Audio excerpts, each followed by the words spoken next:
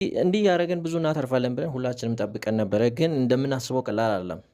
ሰፖርት እና ሬዚስታንስ በጣም ቀላልና ቤዚክ ነገር ነው። ዛሬ ስለሱ ላወራ ሳይሆን ነገር ግን እንደዚሁ ለማስታወስ ያክል ፕራይስ በሆኑ ሁለት ቦታዎች መካከል ሁለት ዞንን ወይም ላይን መካከል ወደ ታችና ወደ ላይ ሲል የሆነ ሬንጅ ይፈጥራል። ይሄ ሬንጅ ይሆናል ማለት ነው።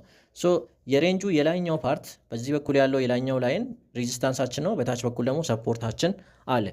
በዚህ ኬዝ ሁለት አይነት ትሬዶችን መውሰድ እንችላለን።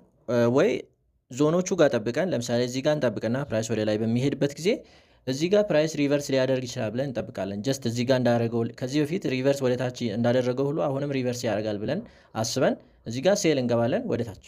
ኦር እስኪመጣ እንጠብቅና ከዚህ በፊት እዚህ ዞን ላይ ደርሶ ሪጀክት ስላደረገ አሁንም ሪጀክት ያደርጋል ብለን እዚህ ጋር ጠብቀን ባይ እንገባለን ማለት ነው። ሶ እዚህ እንዲህ ያደረገን ብዙ እናተርፋለን ብለን ሁላችንም ጠብቀን ነበረ፣ ግን እንደምናስበው ቀላል አይደለም። እሱም ትሬድ ይደረጋል፣ ፕሮፊተብል ነው። ነገር ግን ዛሬ ማሳያችሁ ስለ ብሬክአውት ነው።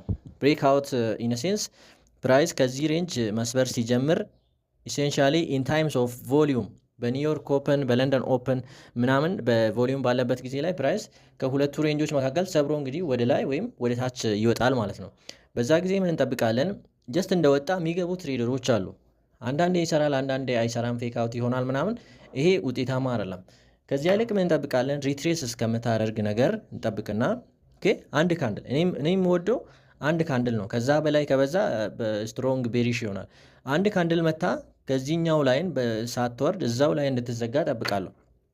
ከዛ አሁን ኮንፊርሜሽን ካንድል ነው የሚቀረን። ኮንፊርሜሽን ካንድል እንደዚህ አይነት ኢንገልፊንግ ካንድል፣ ሌሎችም አይነቶች አሉ። እንደዚህ አይነት ካገኘን በጣም አሪፍ ነገር ነው። ሶ የምንሰራቸው ስህተት የቱ ጋ ነው? ብዙዎቻችን ኢንገልፊንግ ስናገኝ በጣም ደስ ይለንና አየር ላይ እዚህ ጋ ነው ምንገባው። ሶ እዚህ ጋር ኢንተር እናደርጋለን። ፕራይስ ምን ይሆናል? ማርኬት ሲከፈት ምናምን አንዳንዴ ምን ያደርጋል? ጀስት ይከፈትና እኛን አስገብቶ ወደ ታች ሜልት ማድረግ ይጀምራል።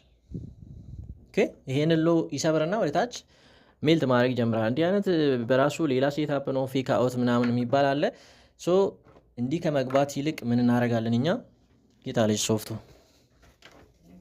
ኢንጋልፊንጉን አገኘን አይደለም። የሚቀጥለው ካንድል እስኪከፈት እንጠብቅና በመጀመሪያው 1 እና 2 ደቂቃ ውስጥ ቦተም ዊክ እንዲሰራ እንጠብቃለን። እንዲች አይነት ቦተም ዊክ መጥቶ ይሰራል። ከዛ የመጀመሪያውን ዊክ መስበር ሲጀምር እዚች ጋር ነው ኢንተር የምናደርገው። ከዛ ፕራይሱ በእኛ ፌቨር ወደ ላይ ሊቀጥል ይችላል ማለት ነው።